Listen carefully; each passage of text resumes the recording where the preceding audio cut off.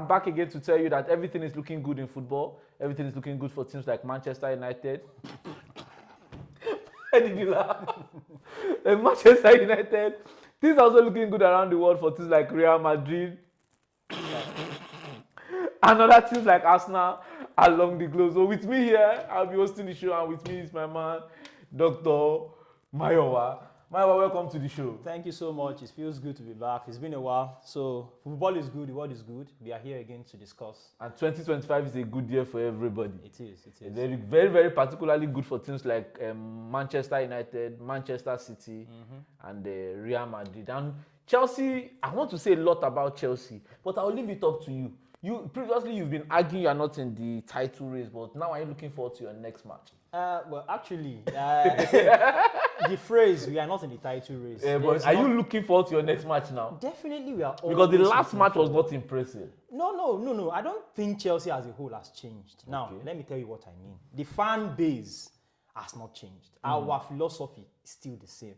But you see, the outside fans, I mean, the Manchester United, the Arsenal fans, and the likes, you guys are the ones trying to impose the title race on us. We know our capability. We know what we can do.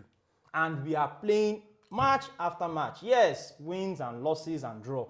It's life. So Chelsea is the point is people are done with your initial gra-gra of trying to run to the front and do all these things. There was never an initial gra-gra. There was a time people you were there trying to bad belly Arsenal, saying people are going neck in neck with them. As I said, outside fans. You never hear any Chelsea fan say we were going to win the title. Even if you were second, I know there was a time you were even looking at, you were looking so close to Liverpool when you were 4 points behind. We actually never. But now, how many points behind are you behind Liverpool? We probably like 8 or 10. Okay, 10. That is more like it. Well, if you say so. But the season is still. Oh, it's not young anymore. But the season is just midway. So don't jinx it just yet. Well, I guess that's football for you in the English Premier League. And there are also exciting news around the globe from teams like Manchester United. Before we get to other things, it's sad to see Ten Hag go. He has shared a lot of points to a lot of lower teams, and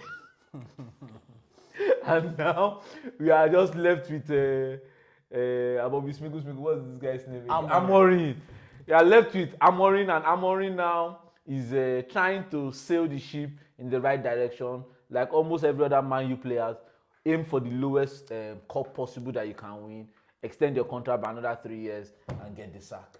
Well, that seems to be the story right now. That's been the story currently now. That was the same thing with Van Gaal. That was with Mourinho. That was with what's the name of the guy before? Solskjaer. And then with Ten Hag. So I think Amorim too is following the same trajectory. Well, he is. But if I'm going to be honest, I think Amorim, the hype around him coming around, I mean, just before coming to Manchester United, getting the victory against Manchester City in the Champions League, the way his former team has been playing, that's FC Porto.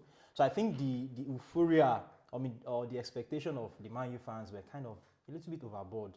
But now we all can see that the man is a good coach, I must say, but the quality of that team, I mean, individual players, I don't think they are there just yet.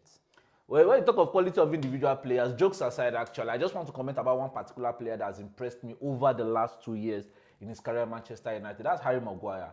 He's a bull of a mentality. To have gone through the abuse, the ridicule he went through in the Manchester United jersey, to have to turn in the kind of performance he has turned in the last couple of weeks is nothing short of magnificent. So very kudos to Harry Maguire and his family and the support he has around him, and shame to people that bully him on the internet, and the Man U fans that lost hope in one of the most expensive defenders in world football. He's actually the most expensive. Not one of the most expensive. He's the most expensive now, but it's not the most valuable. You know, we have a lot of valuable defenders right now. But Harry Maguire has been if we are going to look at it from the grand scheme of things, yes, coming to play for Manchester United with the price tag attached to his purchase fee or transfer fee, the pressure was always on him. But he actually also came at a time when Manchester United were in transition. You know, they were not in reality. They were in the post-Ferguson era. But they still had the idea of, we are glory Man United, and then we are just going to seamlessly transit into, from Ferguson and then continue in that vein. Came in with that huge transfer fee.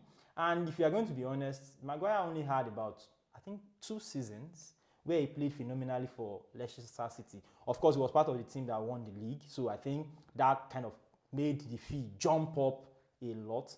But looking at him as a player, he has been maybe just a bit above average. But Manchester United, Please don't say Harry Maguire is above average. Maguire is pure quality.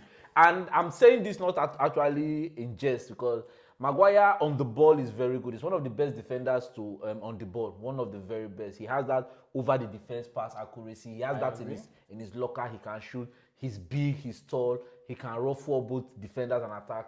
And he gives a lot to the team. But yes, he came in at a time where Manchester United were going through their grey patch, where nothing was working out. And like most English clubs, they look for the scapegoat, and he was just too vulnerable, too exposed. A lot was happening in the team, and then they made him captain for that worsening. It's the same thing that even Bruno Fernandes is going through right now. So this kind of thing are recurrent habits in Manchester United and Manchester United fan base, and then it affects the player performance. But kudos to Harry Maguire.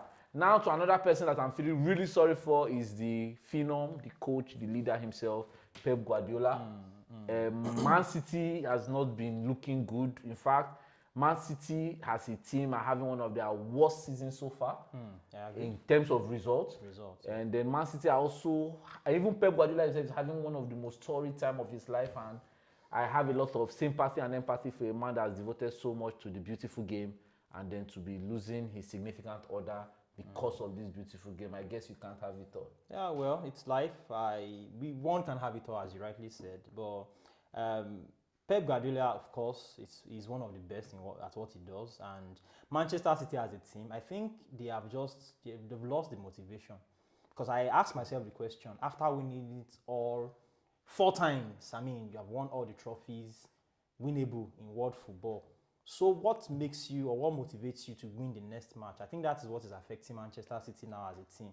And I think although they are trying to do that now, until they, in a way, phase out the senior men, quote and unquote, that have won all those trophies in terms of Kevin De Bruyne, Kyle Walker, those guys are still good in their own rights, but I don't think they're as motivated as they used to be. Yeah, motivation is a big factor in football, and yes, when a player has won a lot of things, he finds very little to play for. But you know that Pep Guardiola is a mentality monster, and he has mentality monsters in his team, like Rodri, who unfortunately has been lost for the season, and that was the beginning of the tanking of that. So I remember watching that match, and I told a fellow fan that this Man City and this Rodri that they lost, when they lost him, Arsenal was trailing 1-0. Yes. I told him that he can bet Arsenal will win the match.